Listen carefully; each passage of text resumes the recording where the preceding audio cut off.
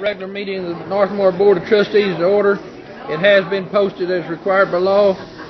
At this time, I'd like to call on Dennis Hoskins to lead us in invocation, followed by the Pledge of Allegiance.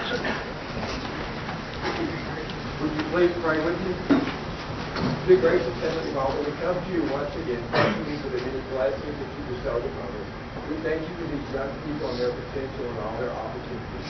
We thank you for these leaders of our school district. We ask that you guide and direct them. We ask that you forgive us for our sins. Amen. Aaron Desmond will introduce the FFA. Hi, I'm Aaron Desmond, one of the three ag teachers here at the ag department. We have a few of our FFA officers here tonight and a few freshman ag members that are here to say the pledge. We have Maddie Edwards, Emily West, Remington Brown, I'm not going to confuse them, Bo Ringer, and Maverick Brown. Allegiance to the flag of the United States of America and to the republic for which it stands, one nation, under God, indivisible, with liberty and justice for all. Honor the Texas flag. I pledge allegiance to thee, Texas, one state, under God, one and indivisible. Thank y'all. At this time, it takes us down to item number 3, a recognition of student staff. Ms. Coleman. Kristen will introduce our resolution. I wanted to take this time to give a certificate of appreciation and honor Blake Brand. He is a second grader on our campus, and he, part of his passion project for GP, just took off. And he organized and put together a cleanup day on March 30th at Pat May's Lake. And it was a success. We had a ton of people to show up, didn't we? And we got a whole trailer full of stuff this So I just wanted to recognize him for his efforts.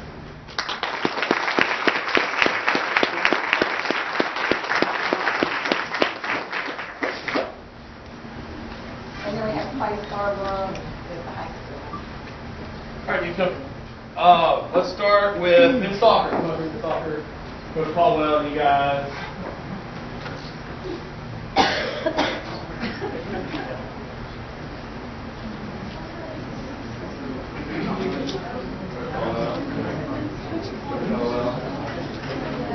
Yeah, coffee and donuts earlier. All right, there you go. Coach, tell us who's here tonight. We got Kane Forbes, Secretary Girl on board. Prince also, sorry. We call them other names, so it's kind of Hudson Jones and Juan Cervantes. Hudson's a junior, the rest of these guys are seniors. Some of our varsity playoff team this year. That's right. Made it to the first round.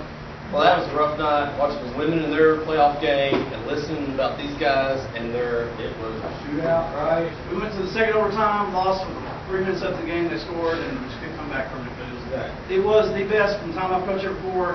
Best playoff effort we've had in this school. So I'm not bragging on myself, but bragging on these guys. And that's why you coach here. We want to recognize you guys and thank you for your effort. You know it's part of building the program, step by step. We appreciate you guys. Thank you.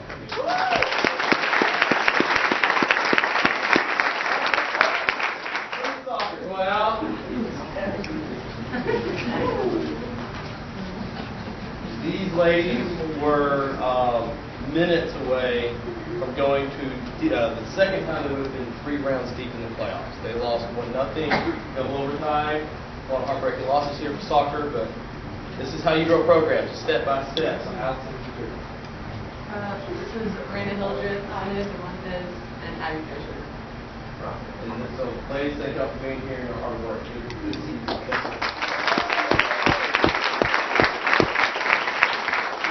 right, the dynamic duo of Zach Huffman and Garrett Hallsworth. You've heard of these guys before. Don't get them started debating when you lose. Okay? These are your cross-examination state champions. Well done, guys.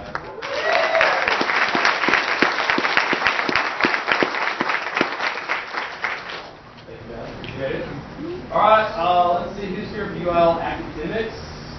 District champion, I saw Larry and Christine come in. Come on up here, ladies. I think we just have Larry criticism here.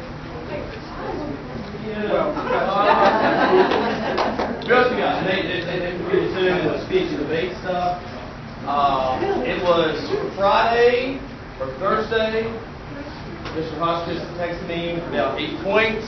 That was after the first round of academic competition. Monday night, by that time, after speech and debate were done, Fort Lamar won district by 148 points, I think.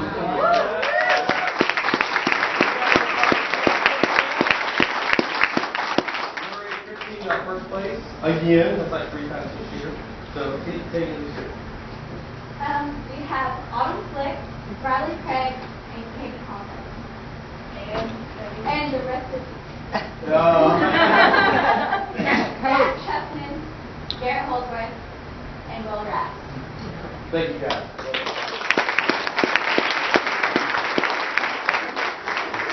One act.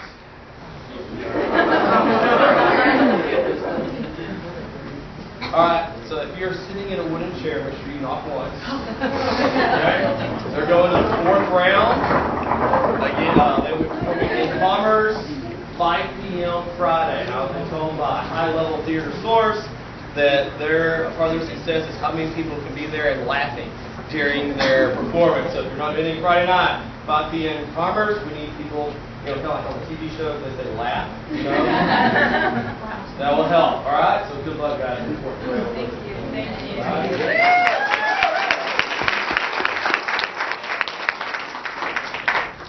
Mr. Scarborough, we have the Lit Creek Post document. Oh, good. Dr. Medford, she came in and also thank you very much. It dominated, and then we also have the speech and debate, some 50. I think they won first place 3 times this year, including district. Is that correct? Oh, wow. They're second, as we go into region, they have the second highest in the state. Gotcha. They'll compete at Kilgore or something like that, and we Camp Athens. Oh, we beat everybody. That's good. Thank you.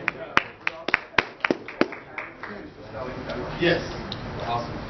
Anyway, the whole team did a great job, and we were consistent. Absolutely. Thank you, guys.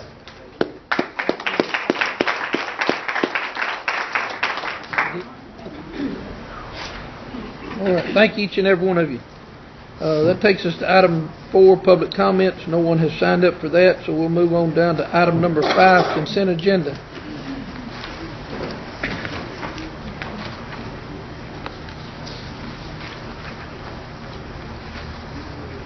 Everybody good?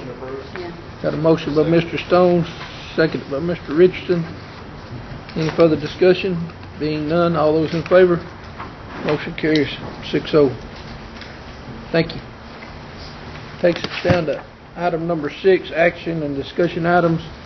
6A, discussion only, attendance and enrollment. Ms. White?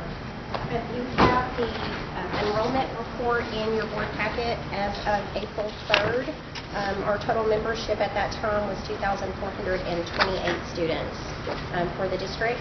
And then you can see our gains to the right as of August 17th. So you're up 11 students from the August 17th start time.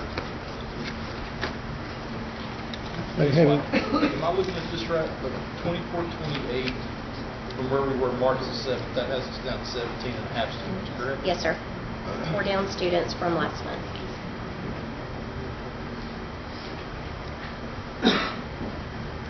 Do we know why?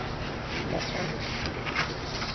I can get at the end of the year, I'll do the withdrawal report for you, so you'll see withdrawals at that time.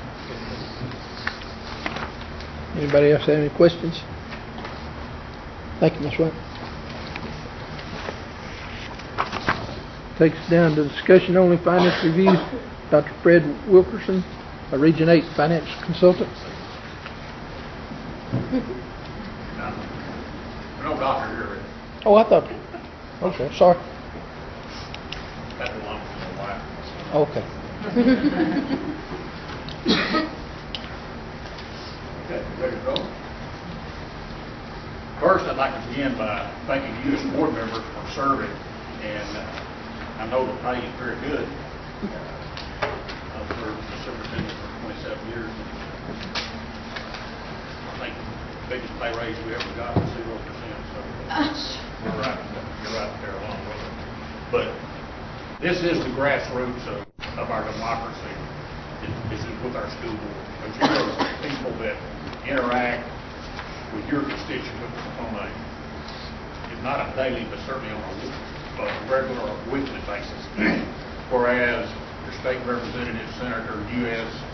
representative, you may see occasionally. So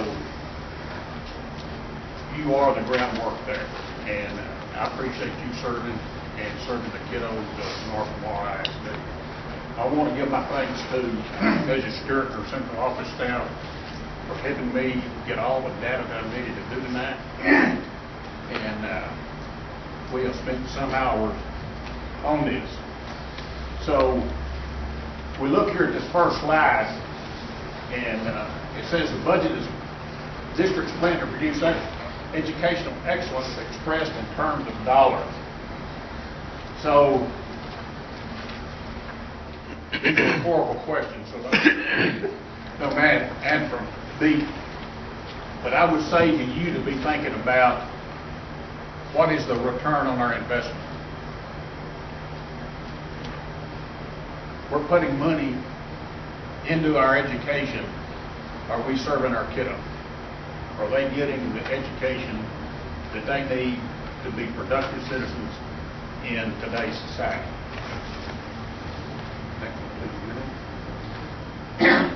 The budget addresses three important functions. Planning, that starts, in my estimation, the first day of January, when that first contract is issued and those sorts of things. It's an ongoing process that overlaps with current budgets and so forth. So when we make those first hires, we're plugging in money for that year's budget right then. Monitoring,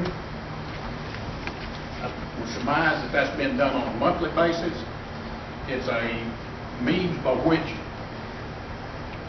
not only does the board need to be informed and kept informed in this manner, but also a means to communicate it to your staff and to your community. And when we talk about communication, that would be part of that process. Now we look at the long-term and short-term implications of setting a tax rate. And then with the way the law is written now, frankly, you don't have very much room to operate. Because the state, through legislation, has pretty much mandated it has mandated what your tax rate's going to be, and we'll get into it in a minute as to what we call local fund assignment. So the state sets an amount that you must generate to operate, and it operates the basics. Now then, when we talk about tax rates, we talk about the immediate impact and what it's going to hold for the future. So decisions that you are making now are going to impact years to come. Decisions that were made 10, 15 years ago are impacting North Lamar today. And so that's the thing. Okay, we look at local revenue, and when we talk about local revenue, in this sense, we're talking about your ad valorem tax. And you tax at $1.40, which is the minimum. And as you will see in a moment, that's what you're going to have as far as resources for you to spend. Okay. Now, state aid, this is the catch in the system. You generate a lot of dollars, but because of your being not what we would consider a wealthy district, you are up here on the bubble. So therefore, you don't get the return on your dollar in the equalized system. And that's just the way it works. You know, there's not a, unless the law changes, there's not a thing in the world we can do about it. Okay. Now then, in the budget process, the role of the board, the role of the superintendent, is the process of budget development. Okay? It's the role of the board to see it's done. By law, it's this lady's job to get a budget done and to present to you. And I surmise that you will be having some workshops to roll this thing out and get ready for 1920. So we're in, I'm using this word term pretty loosely, but Mrs. Stewart and her staff are in the process of developing a budget and what it will enhance. Actually, it's a pretty narrow roadway.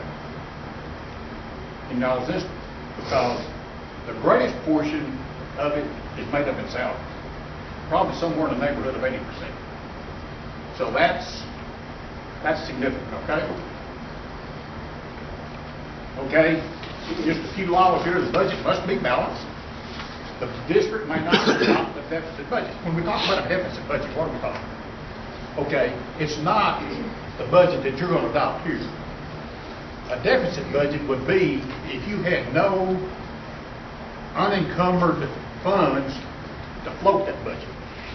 So you have a fund balance. So I mean, you can adopt a deficit budget, but knowing that you will need to dip into fund balance to balance it. Okay, now then let's look at some typical areas of concern. Now, these are concerns that are really significant, and we need to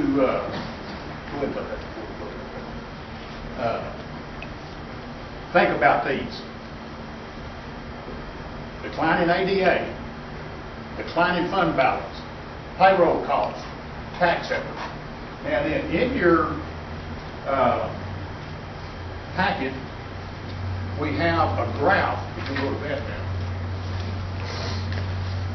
And this shows you 6 years with 18-19 a work in progress.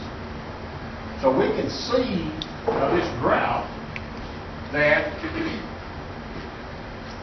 we have had a steady decline in the number of students in North Lamar.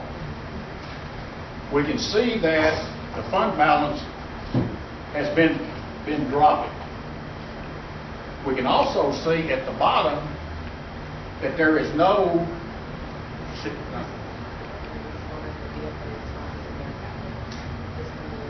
okay. I can't read it. Okay. I'm sorry about that. That's a correction of her. Everything is correct in the slide except this last. Okay. That's I'm sorry about that. That's my error. In the process. Correct in your packet. It's in their packet. In their packet. Oh, okay. Because right now, and we're working to narrow that down, is that if this was as we did it last week, or Friday, I guess it was, whenever we finalized this stuff, you were looking at about an $800,000 deficit for this year if you carried everything forward and doesn't change. For 1920? No, for 18-19. For 18-19. We haven't touched 1920 yet. And so, now then, I like to see it on the books. I did see a tax report this morning, and your tax collections are exceeding what my estimation would be. So we've used my estimations on this, so I know, I can tell you for certain that $800,000 is going to come down. But it's not going to come down $800,000.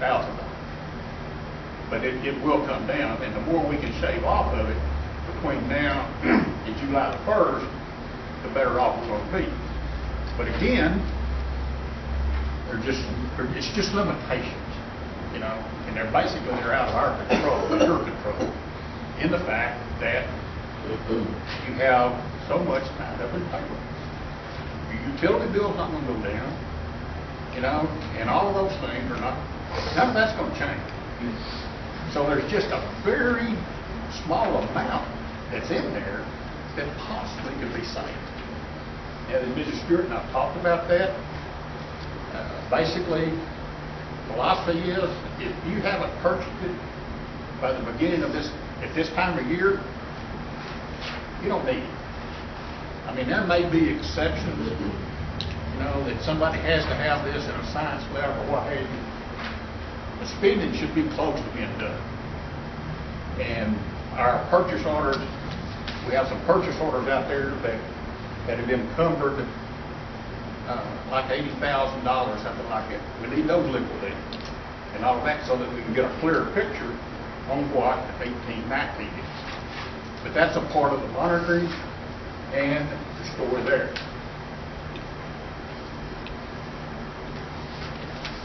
Now then, Angela, would you pass this one in? Kelly, you can get yours. Okay, you don't need it. Okay, this is what happens when you have a nerd on Sunday that's looking for something to do. So, I thought I would just go in and check this, and so I went back to 2003, 2004 to see what the enrollment was. So, if you'll notice across the top there, now this isn't ADA. This is students. This is just raw students that were enrolled at a certain point in time, the same time every year that this was taken. So we see that the highest point was in 05-06 when there were 3,197 students enrolled in North Lamar School. Today, as of last week, we're down to 24-28. And then when we do a cumulative total of those kids that have lost in this period of time, we're down 709 students. That's significant when it comes to knowledge, okay? I mean, I'm not going to try to paint you a rosy picture on this thing. That's significant. Now then, so what we can do then, we look at the staffing along that same line. So if we take that 3197 time, then we had a staff ratio of 6.99, basically 7 staff members to students. 7 staff members per student. I'm sorry? Okay, I probably do. That's not unusual. I'm a graduate tech, so by the way, there's plans, but let's don't. Go ahead. Tim. Yes, sir. Okay, you understand what I'm saying? Yes, sir. All right. Good, I'm glad you got it.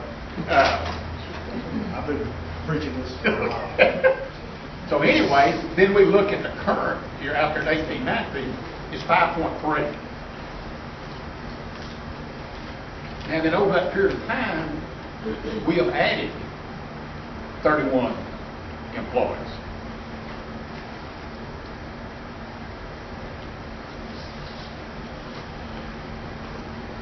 And then if we take that 709 and we use it, just 709, and those children are in no special pots, just raw ADA. That number, if they were today, would be worth $3.8 million. The significant part is that we have a ratio of water to ADA of 1.4. So if we use that, then we're looking at about 5.4 million if those kids were in place today. And I understand it, but for Kim, that's what a Merry Christmas. I remember Danny Don well. And but so these are the things I think we all need to be made aware of and to keep in mind as we're going down the road and as we make those decisions in the future. Now then, okay, the next slide just simply tells you it's just more of the same, in all honesty. There's 6 years there, four of them, expenditures exceed revenue in those 4 years. Of 6 years, 4 out of 6. So that's not, now 1, but 4 out of 6 is not a good sign. Can I ask a question? Was our tax rate, what was our tax rate back in 05, 06? Is it still 1.04? No. See, they compressed that, Sheila, to by a third. So you actually wound up with a compressed rate of about 96 cents. And in the wisdom of the legislature when they did that, and it was done in a special session in 06, when they printed the law, they intended for everybody to have $1 for an M&O rate to generate the local fund assignment. But somebody had not paid much attention because they adjourned and came up. I've read the law. I know what the law says. It says $1. But when the representatives got back to this part of the country, people weren't at $1.50 at that time. Not at M&O. The little district over in Bowie County, Red Lick, they were like at 67 cents. They wasn't even well hurry if they were going to generate their local funds. So they started scrambling on how to do it. So part of the solution was, and in all honesty, districts that were not at $1.50 have been penalized all this time because they were not at $1.50. So what they did then is they took what we call the golden pennies, and at the time it was 6. And they allowed those golden pennies to substitute down there, and they took the difference to fill that gap. We'll get here in just a minute when I show you the equalization. And we probably don't want to get into that much detail on the finance. But that kind of gives you a history of where you are. So you've been behind the 8 ball since 05, 06, in all honesty, in doing that. And now then they finally passed some stuff called fractional funding. They caught it up, but that started about 2 years ago, 2 sessions ago, I guess. Now, so it's just really, it's a part of the formulas. They're working on it, but who knows? But I'll tell you now, no district's ever been penalized for having too high a tax rate. And if you have it, they're not going to take it away from you. And a classic example is Daingerfield ISD, where they're still being held harmless for something that happened in '93. And if the new legislation passes, that's going to go away, but they have 5 years to transition into it. So that's the way this stuff works. It's kind of crazy, it doesn't make any sense, but it's cost who's next, all right? Now then, this is just if we want to change things, we got to vote. It's just that pure and simple. And moving right along. We'll not have a correlate on that. Okay, Tier 1. Let's look at that. Your state cost of Tier 1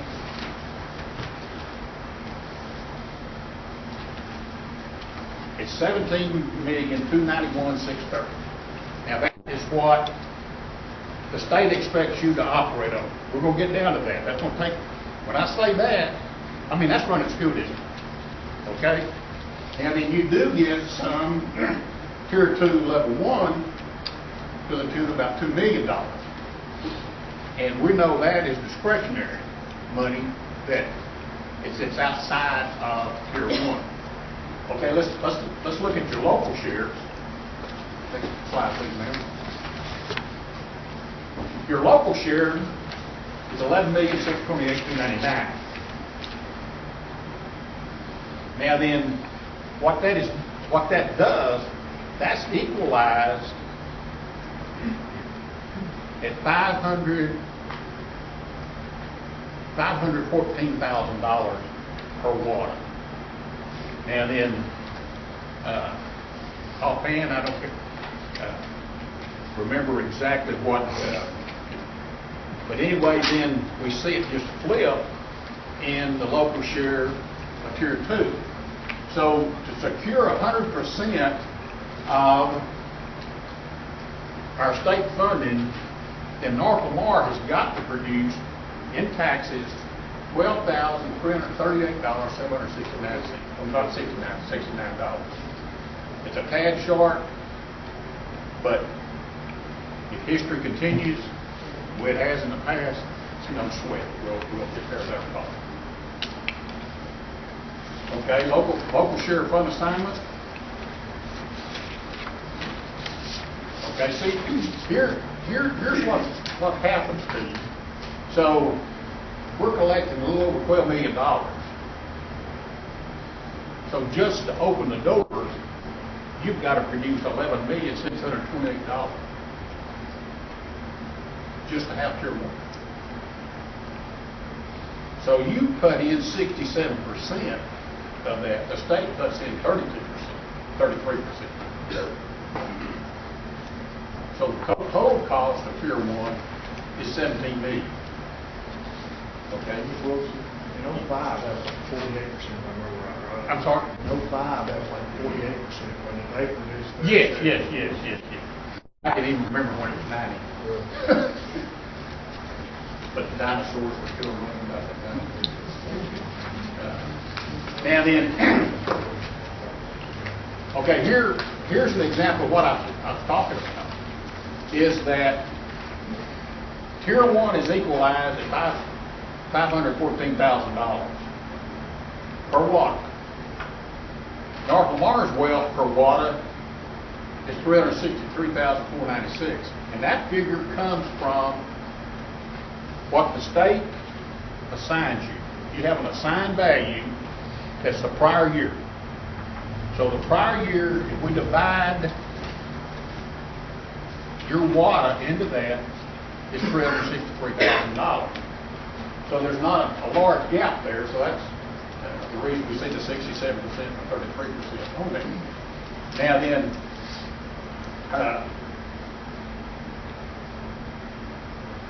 then, let's talk about what that Tier 1 buys. Okay, in special education, North Lamar's currently is earning $1,995,061. Okay, 52% of those funds must be spent on special ed by law. Now then, special ed is a little bit of a different animal too, because we have a thing called MOE, maintenance of effort, meaning that you cannot spend less than the year before. So at some point, a handle has got to be gotten over that thing too, because the closer we can come to these numbers, because here's the thing that most people do not understand, is if that kiddo is not in that seat, the kids that were in those seats today earn money for North Lamar for 18-19. It's current. You know, and if they're not here, you don't get anything. And if you don't get anything, then, you know, there's no money there. So that 48% that's left there, it's got to run the school district. It's got to pay for campus administration, central administration. It's got to pay for electricity, maintenance, the whole bit. So it's really important that we monitor this stuff and do it. Okay. Career tech. Okay, 58% of that has to be spent on the programs. Gifted in college. Not a large sum of money, but every dollar counts now. 55% has to be spent on that program. Comp Ed. 52% of that has to be spent on it. ESL, bilingual education, 52%. Transportation, not going to ever cover, but again, that's a formula that has not changed since 1982. So, and then the high school allotment, 100% of that, and what that is supposed to be used for college readiness program, your upper level courses. It's very easy to spend because we put it all into salaries of people teaching English 4, build credit courses, things like that. Okay, now then, we look at Tier 2, Level 1.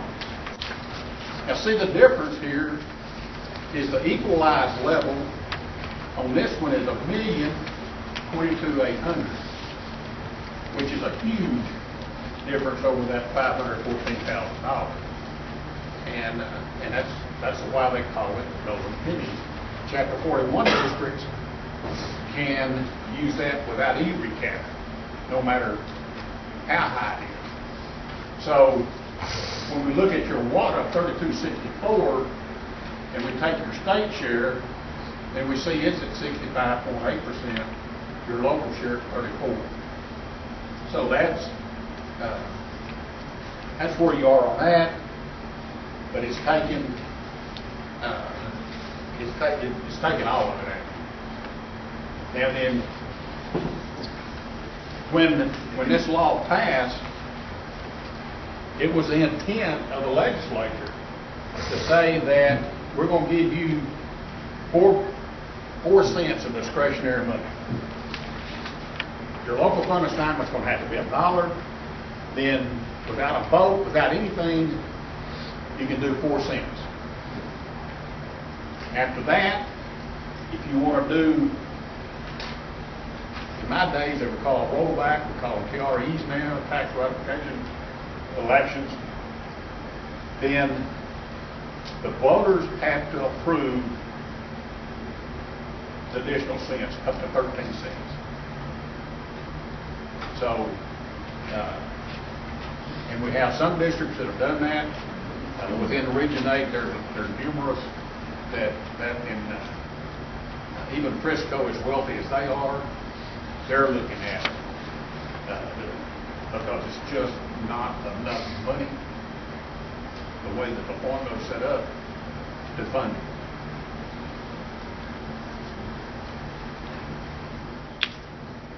Okay, and then if you were to,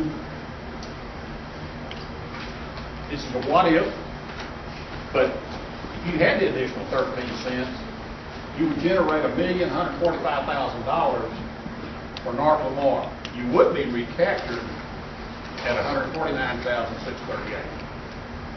So, in a nutshell, that's your revenue that you have to operate. And so it's up to you to make that budget fit in. Okay. That's it.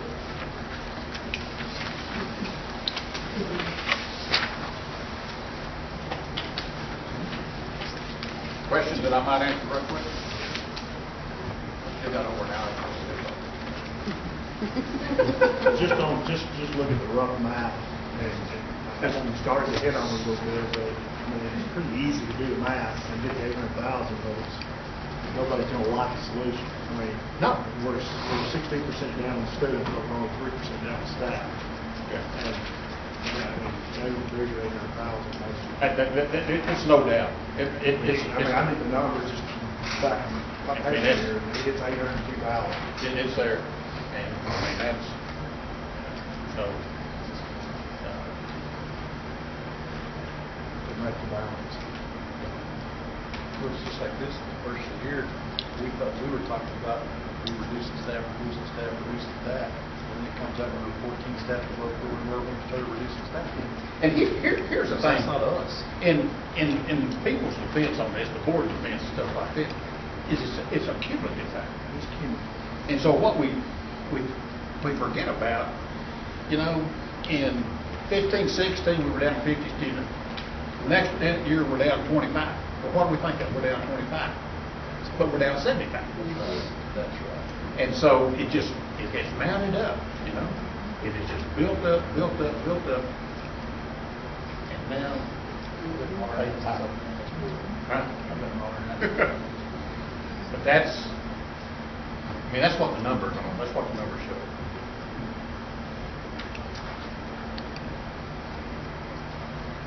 So a 13-cent CRA gets you $1 million, you gotta get 150,000 back. Right. That's a trade-off.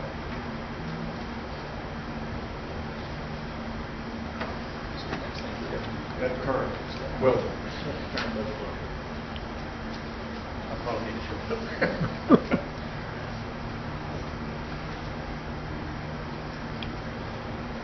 Anybody got any more questions, Mr. Wilkerson? Thank you, sir. Appreciate the job you've done. yes, sir. Good luck to you. Yes, sir. And I really enjoyed working with Mr. Stewart. Thank you, sir. That takes us to 6C, consideration and approval of budget amendments. The amendment in the amount of $108,406 is to set in additional funds for the Title I federal program. The amendment in the amount of $17,830 is to set in additional funds for the Title II federal program. And the amendment in the amount of $4,053 is to set in additional funds for the Title IV federal program. Motion approved. Got a motion by Mr. Stone, have a second by Mr. Richardson. Any further discussion? Being none, all those in favor? Motion carries 6-0. Thank you, Ms. Miles. Takes us down to 6D, consideration approval of general employability skills. Mr. Scarborough. Leaving the board book, you have the TDA information on the class. I tried to boil it down for you just a little bit.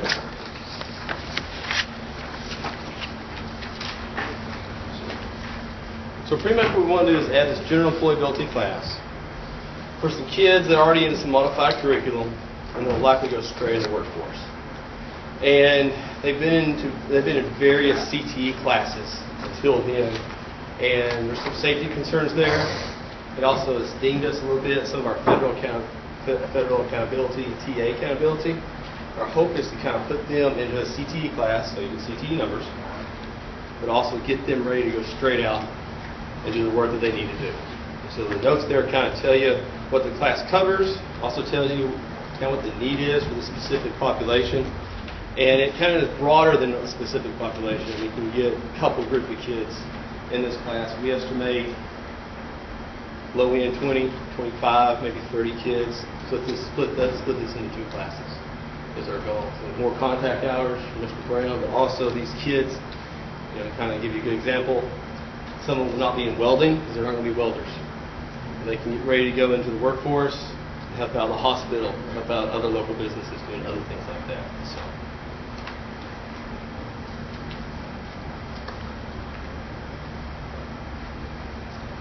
Is this the new class that y'all are wanting to integrate? Is that what we're trying to do? I'm not understanding. Which new class? Well, I don't know. But it is an innovative course in that it's new that way. This isn't all the CT courses we want to add. That's what we're getting at. We got more to come, if that's what you're kind of getting at. Okay. Because I was reading about the other one. Okay. This particular innovative course has to have board approval before they can start this. Is the teacher formed already? No more new staff, is it? He's wanting to know if you have a teacher in mind for this course. So no more staff. Yes. Yes. We're not adding a teacher, no. This teacher actually already works with a lot of these kids. We'll be changing some of what they do and they'll shift them to this. And you're thinking we'll have about 30? Is that what you're 30 would be a high number. That's possible. Two classes. Yeah, I mean, even with this group of kids, you don't want to put 25 in one. That would be not fair to them at all, or the teacher. How are you coming up with what you think the numbers are going to be? Well, we're looking at the specific group of kids. there are a couple places on our campus, and then we know we can go outside of that a little bit more.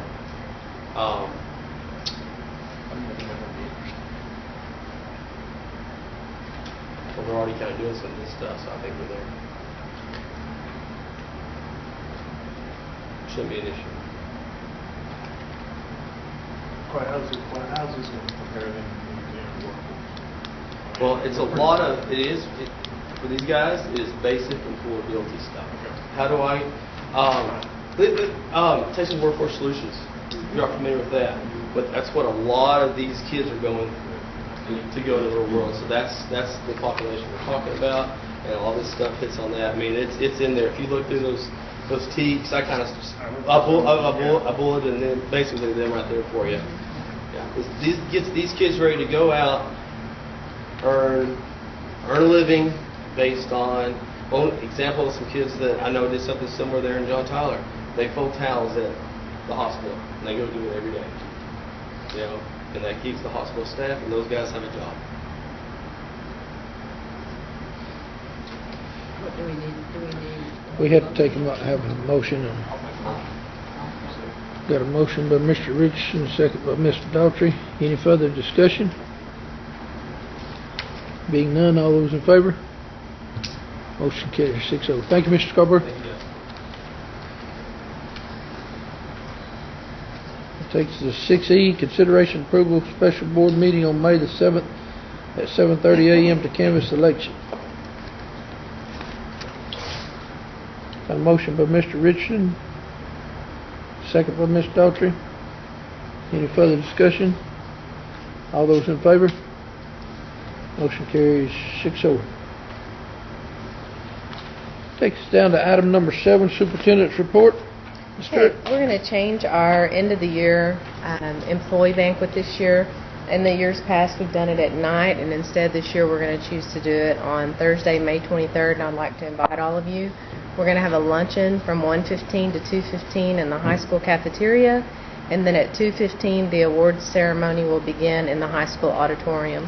Mr. Stone, we'd like to invite you to that so that we can recognize you for your years of service here on our school board. If you'll just let me know if you could attend, we'd sure enjoy having all of you here. Also, we have a new transfer application process that our principals are currently working with this year.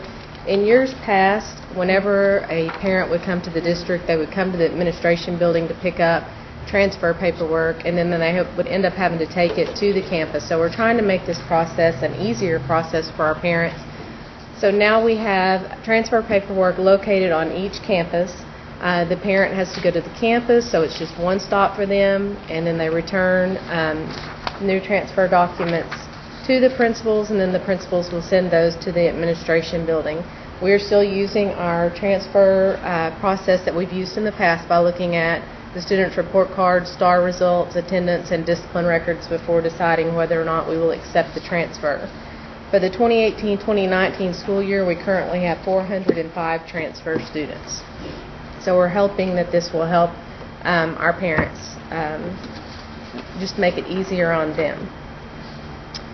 The TASA and TASB conference is coming up on September 20th through the 22nd.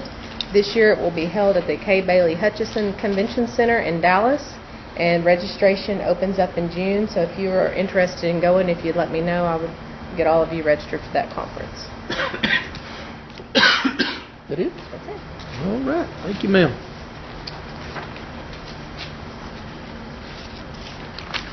This time it takes us down to item number 8, executive session. The board will conduct a closed meeting in accordance with the Texas Open Meetings Act, Texas Government Code Chapter 551, Subchapters D and E, Texas Government Code Section 551.074, to discuss personnel matters, appointment, employment, evaluation, reassignment, resignation, retirement, duties, discipline, dismissal, complaint, withdrawal, consider renewal, proposed probationary, proposed termination of probation or professional personnel, teachers, administrators, and other professionals, consider renewal, non-probationary professional personnel and teacher, conduct a level 3 hearing on appeal of a decision regarding a student or parent complaint grievance, conduct a level 3 hearing or appeal of a decision regarding school employee complaint or grievance, Texas Government Code Section 551.071, private consultation with attorney and receive confidential advice, and Texas Government Code Section 551.072, and discuss purchase, exchange, lease, or value of real property. This time we'll adjourn. We're going to take our executive session back down there where we had dinner earlier.